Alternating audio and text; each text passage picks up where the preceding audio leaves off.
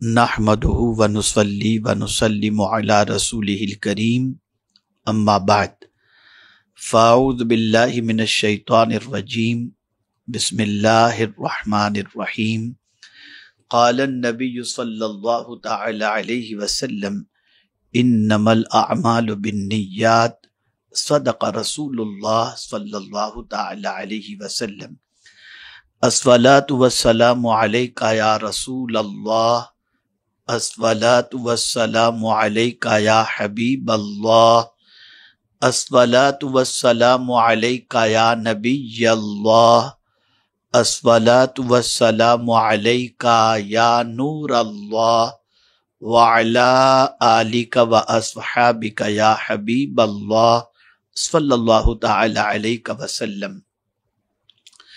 میرے پیارے آقا صلی اللہ تعالی علیہ وسلم کے پیارے دیوانوں، میں کوشش کرتا ہوں کہ بہت ساری ایسی رسمیں، ایسی عادتیں جو ہمارے معاشرے کے اندر لاشعوری طور پر داخل ہونے کے بعد مسلمان اس کا عامل بن چکا ہے اور اس سے ترک سنت لازم آتی ہے، تو میں کوشش کرتا ہوں کہ اس کے سلسلے میں نشاندہی کروں اور ہم سب مل کر آقا کریم صلی اللہ علیہ وسلم کی سنت مبارکہ کو مضبوطی سے تھامے رکھیں۔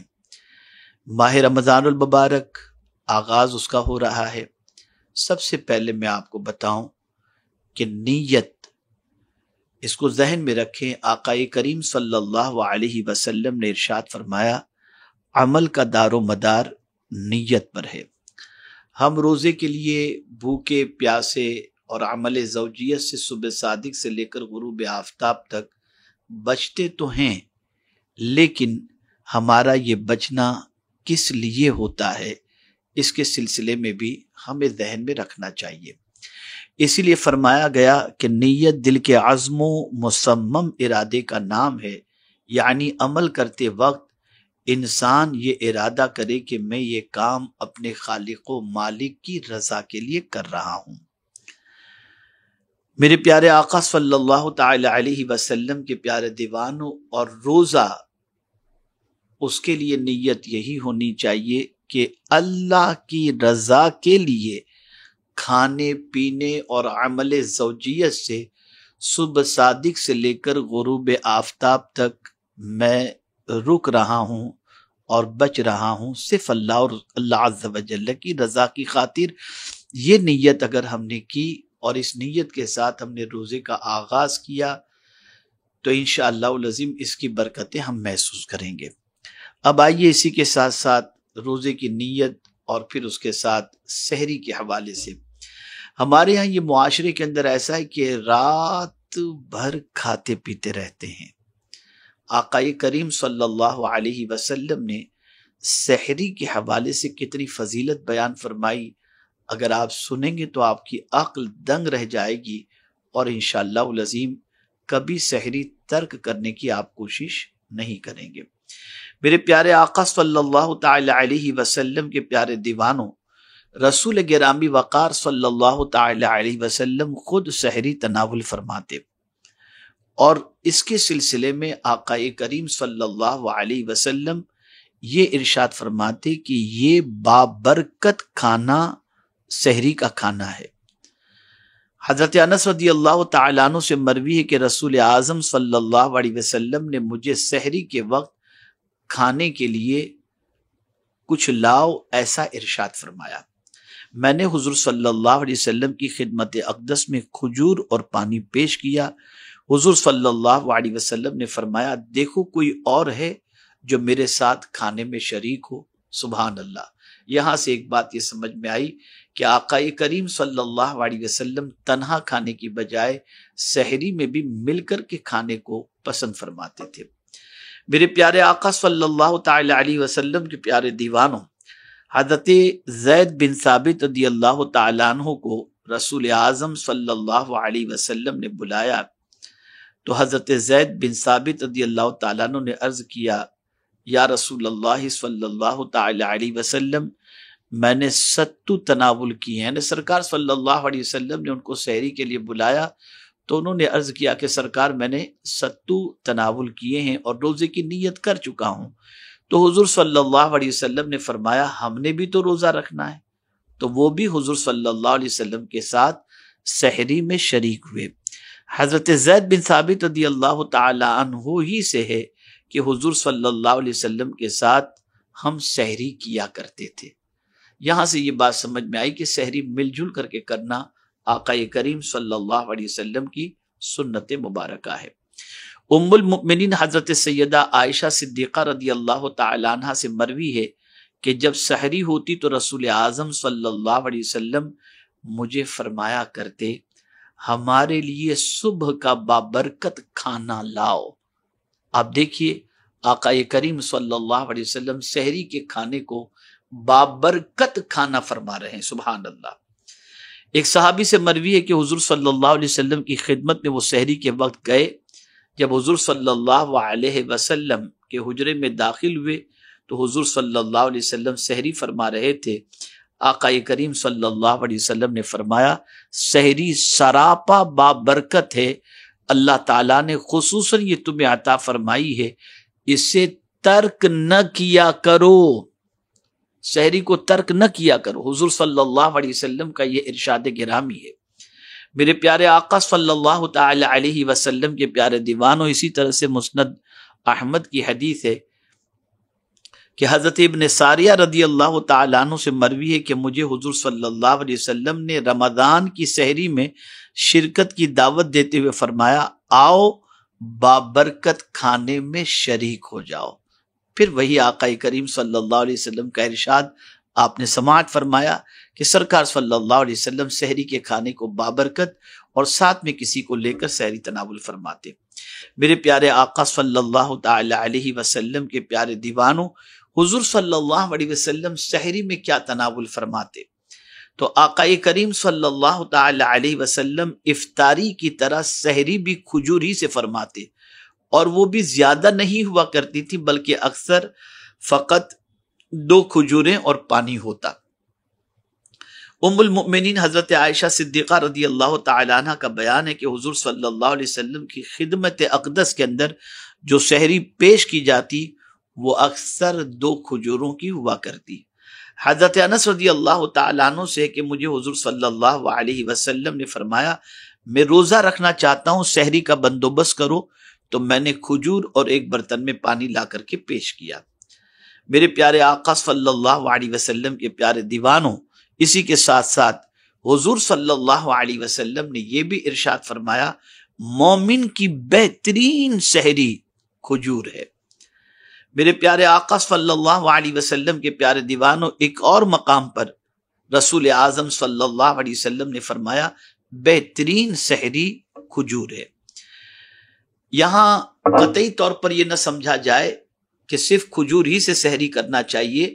ہاں البتہ میں آپ کو ضرور یہ بتا دوں ہر جائز حلال چیز سے آپ سحری کر سکتے ہیں جس کے کھانے کے بعد آپ کے بدن کے اندر تقویت رہے اور آپ کو دن بھر کے لیے قوت فراہم ہو اور آپ کے لیے راحت کا سامان ہو۔ آپ کچھ بھی سحری میں کھا سکتے ہیں، لیکن کھجور بھی اگر حضور صلی اللہ علیہ وسلم کی سنت کے مطابق اگر 2 کھجور بھی لے لیں تو میرے آقا صلی اللہ علیہ وسلم کی سنت پر عمل ہوگا۔ میں نے یہ سحری کے حوالے سے آپ کی سماعتوں کے حوالے بات کرنے کا پلان کیوں بنایا، اس کی سب سے بڑی وجہ یہ ہے کہ بہت سارے لوگ رات کو 2 بجے تک کھاتے ہیں، پھر سو جاتے ہیں، اور پھر اس کے بعد اکثر کہتے ہوئے نظر آتے میرا تو بغیر سحری کا روزہ ہے، اور اسے کمال سمجھتے ہیں۔ یہ کمال نہیں ہے۔ کمال یہ ہے کہ جس وقت حضور صلی اللہ علیہ وسلم نے کھانے کے حوالے سے اور سحری کے حوالے سے جب حضور صلی اللہ علیہ وسلم نے فرمایا تو اہتمام کریں، خاص طور پر سحری کا اہتمام کریں، تاکہ رسول اعظم صلی اللہ علیہ وسلم کی سنت پر عمل بھی ہو جائے، اور تاجدار کائنات صلی اللہ علیہ وسلم نے اسے بابرکت فرمایا تو اس کی برکتوں سے بھی آپ اور ہم سب مالا مال ہو سکیں۔ آقا کریم صلی اللہ علیہ وسلم نے فرمایا سحری کرو اگرچہ پانی کے گھونٹ پر ہو، اللہ تعالیٰ اور اس کے فرشتے سحری کرنے والوں پر رحمتیں نازل کرتے ہیں۔ میرے پیارے آقا صلی اللہ تعالی علیہ وسلم کے پیارے دیوانوں، رسول اعظم صلی اللہ تعالی علیہ وسلم نے خاص طور پر اپنی امت میں ان لوگوں کے لیے جو سحری کرتے ہیں دعا فرمائی. آقا کریم صلی اللہ علیہ وسلم نے دعا کی، اے اللہ میری امت کی سحری میں برکت عطا فرما. سبحان اللہ.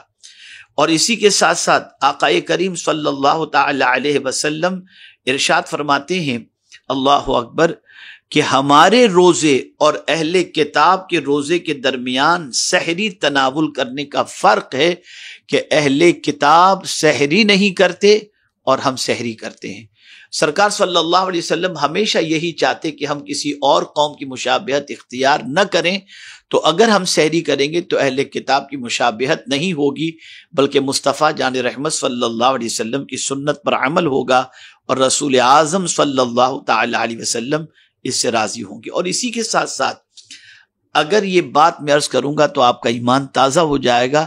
آقا کریم صلی اللہ تعالی علیہ وسلم سحری کرنے والوں کے لیے اپنی زبان مبارک سے یوں دعا کرتے، اے اللہ سحری کرنے والوں پر اپنی رحمتوں کو نازل فرما. سبحان اللہ، سبحان اللہ، سبحان اللہ. رسول اعظم صلی اللہ علیہ وسلم کی دعا اللہ بھلا کیسے رد فرمائے گا. اس لیے میری گزارش ہے سحری کو اپنی عادت بنائیں اور سحری کو مس نہ کریں. اسی کے ساتھ ساتھ میرے پیارے آقا صلی اللہ تعالی علیہ وسلم کے پیارے دیوانوں، کوشش کریں کہ رات کو تھوڑی دیر ضرور سو جائیں اور اس کے بعد سحری کے وقت بیدار ہوں، تہجد کی نماز ادا کریں. اس لیے کہ بغیر نیند کیے ہوئے آپ تہجد ادا نہیں کر سکیں گے. تو رات کو تھوڑی سی سونے کی عادت بھی رکھیں تاکہ تہجد کی نماز بھی آپ کی ہو جائے. اور اسی کے ساتھ ساتھ اللہ والوں کی عادت تھی کہ وہ سحری کے وقت اللہ سے مغفرت کی دعا کرتے. والمستغفرین بالاسحار، یہ قرآن مقدس میں ان کی خوبی بیان کی گئی ہے کہ سحر کے وقت وہ اللہ کی بارگاہ میں جو ہے وہ استغفار کرتے تھے. تو کوشش کریں جب سحری کے لیے بیدار ہوں تو نماز تہجد ادا کریں اور پھر اس کے بعد جو ہے اللہ کی بارگاہ میں خوب مغفرت کی بھیک مانگیں اور ساتھ ہی ساتھ سحری کی عادت ضرور رکھیں. اور رسول اعظم صلی اللہ علیہ وسلم کی سنت کے مطابق کم سے کم 2 کھجور ضرور دیگر کھانوں کے ساتھ ساتھ یا صرف کھجور کے ساتھ آپ سحری کر لیا کریں.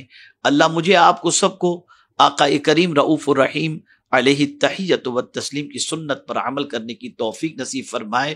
آقا کریم صلی اللہ علیہ وسلم نے ارشاد فرمایا، ایسے زمانے میں جب میری سنت مردہ ہوتی ہو اور اگر کوئی اسے زندہ کرے تو اسے اللہ عز و جل 100 شہیدوں کا ثواب عطا فرماتا ہے. اگر ہم نے یہ سنت زندہ کی اور اس سنت کے عامل بنے تو رب قدیر جل جلالہ ہمیں 100 شہیدوں کا ثواب ضرور عطا فرمائے گا. ائمہ مساجد سے اور ٹرسٹیان مساجد سے میری گزارش ہے کہ رسول اعظم صلی اللہ تعالی علیہ وسلم سحری اور نماز کے درمیان کے وقفے کے حوالے سے جو سرکار صلی اللہ علیہ وسلم سے متعلق پوچھا گیا کہ فجر کی نماز اور سحری کے درمیان سرکار صلی اللہ علیہ وسلم کتنا وقفہ رکھتے تھے، تو 50 آیتوں کا ذکر احادیث میں ملتا ہے کہ اتنا وقت سحری کے بعد رہتا کہ 50 آیتوں کی تلاوت کی جاتی. تو گزارش ہے فجر کی نماز کا وقت، جماعت کا وقت تھوڑا سا عام دنوں کے مقابلے میں جلدی رکھ دیا کریں تاکہ سحری کے بعد آدمی فوراً فجر کی نماز جماعت سے پڑھ سکے اور جو ہے اس کی جماعت بھی مس نہ ہو اور جماعت کے ثواب سے مالا مال ہو سکے. باقی جس طریقے سے آپ کو نماز کے سلسلے میں آپ کے علاقے کے اعتبار سے سہولت سمجھ میں آئے آپ اس کے اعتبار سے کریں. میں نے اپنا مشورہ آپ کی سماعتوں کے حوالے کیا. ویسے بھی الحمدللہ ماہ رمضان المبارک میں عمومی طور پر مسجد میں فجر کی نماز جب فجر کی جماعت جلدی ہی ہوتی ہے، پھر بھی احتیاطاً میں یہ بات آپ کی سماعتوں کے حوالے کر رہا ہوں. دعا کریں اللہ تعالیٰ مجھے آپ کو سب کو عمل کی توفیق نصیب فرمائے. بس پھر اس کلپ کو ختم کرتے ہوئے آپ سے عرض کروں گا، جس طرح سے افطار کھجور کے ساتھ کرنا سنت ہے، سحری بھی کھجور کے ساتھ کرنا آقا کریم رؤوف الرحیم علیہ التحیۃ والتسلیم کی سنت مبارکہ ہے. اللہ مجھے آپ کو سب کو توفیق عطا فرمائے اور ماہ رمضان المبارک سلامتی کے ساتھ ہمیں گزارنے کی توفیق نصیب فرمائے. السلام علیکم ورحمۃ اللہ تعالی وبرکاتہ.